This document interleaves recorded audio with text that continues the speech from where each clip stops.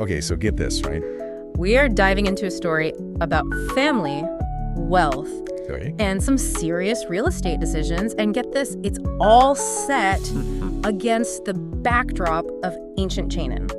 Wow. Ancient Canaan. Yeah, You might be thinking, ancient Canaan, what's that got to do with me? right. But trust us on this one. Okay. The drama that unfolds in Genesis 13, it has some, I think, surprisingly relevant themes about wealth, the choices that we make, Yes. and the consequences that follow. It's fascinating how this story, right, tackles this, like, timeless human dilemma, Yeah. balancing wealth Mm-hmm. with family ties. Oh, it's a tough one. Always. Yeah.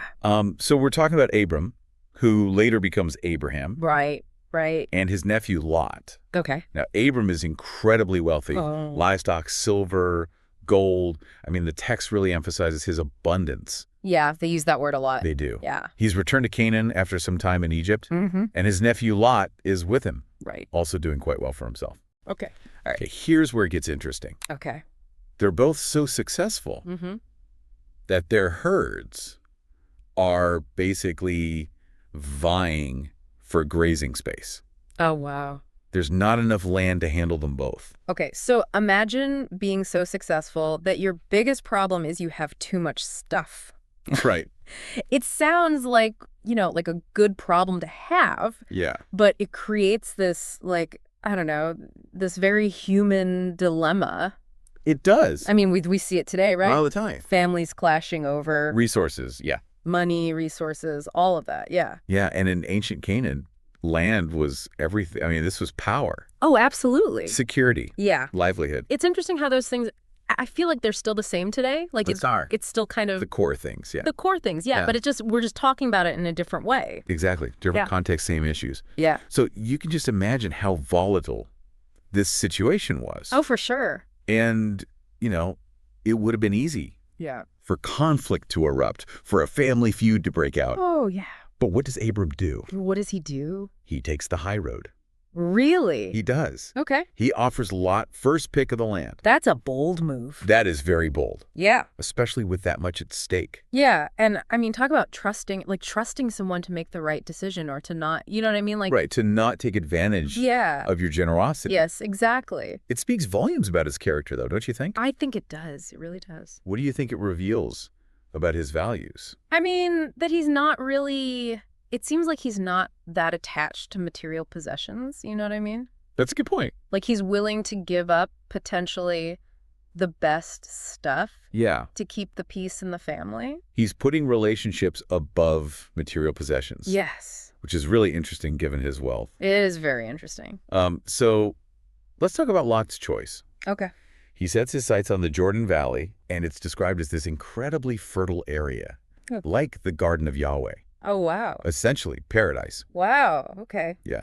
The text even compares it to the bountiful land of Egypt. So prime real estate he's going for. The best, yeah. For those of us who might be a little rusty on our biblical geography, what was the Garden of Yahweh all about? So in the Old Testament, the Garden of Yahweh, it evokes imagery of Eden, Okay. right?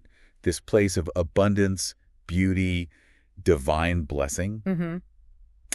And it's interesting because it's a very powerful image Right. to evoke this kind of like paradise found, Yeah. like perfect kind of situation, right? Yeah. Always a But but. there's always a but, and this is crucial, right? Okay. The story also mentions that this is before Sodom and Gomorrah were destroyed. Ah, right. So this little detail, Yeah. right, it casts a bit of a shadow Yes, it does. over Lot's choice. It's almost like that saying, like, if it seems too good to be true. Right. You know? Exactly. Yeah. And this is where I think the contrast between Lot and Abram becomes really, really sharp. Okay. Because Lot is captivated by this immediate, Yes. tangible abundance. Right. He sees it. It's right there. Yeah. He can have it. It's tempting. Yeah. Very tempting. Yeah. But Abram, right, receives a promise from God. Okay.